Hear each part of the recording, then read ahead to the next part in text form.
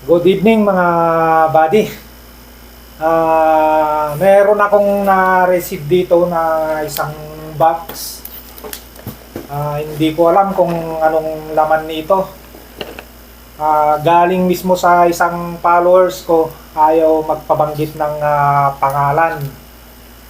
Sa mismong LBC niya pinadala mga buddy. Medyo magaan naman. Hindi ko alam kung anong laman nito, pero alam ko naman na safe kasi sa LBC mismo. Ayan mga buddy, may tatak na LBC. Kaya alam ko na safe ito. Ayaw lang magpabanggit kung anong pangalan niya, mga buddy ko. Isa kong followers ito. Buksan natin kung anong laman nito. Tignan natin kung anong laman. I-unboxing natin mga buddy ko. Ayan.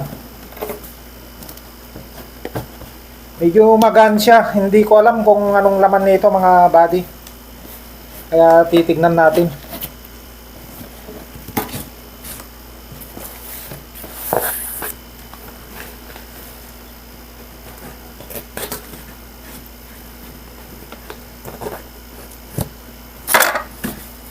Ayun, mga buddy. Tignan nyo kung anong laman nito. Galing mismo sa aking followers. Ayan. Kitang-kita nyo mga buddy kung anong laman nito.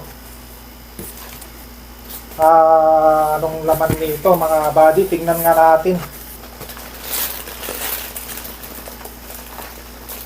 Isang chocolate buddy. Isang plastic na chocolate. Toblerone. Ayan Toblerone mga buddy ko. Butas na nga itong isa eh. Ayan butas na, balik natin yung dalawa. Toblerone. Ayan mga buddy. Tapos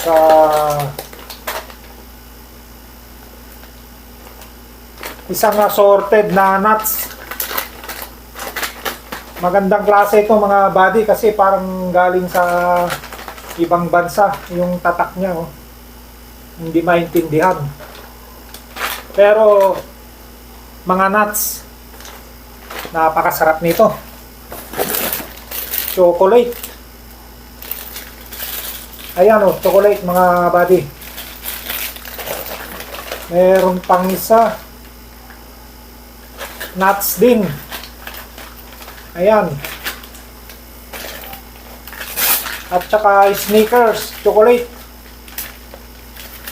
Ayan buddy. Tapos may laman na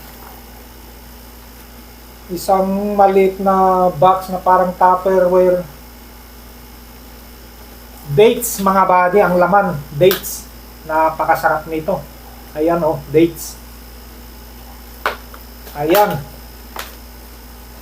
Siguro mga 1 kilo to mga buddy na dates.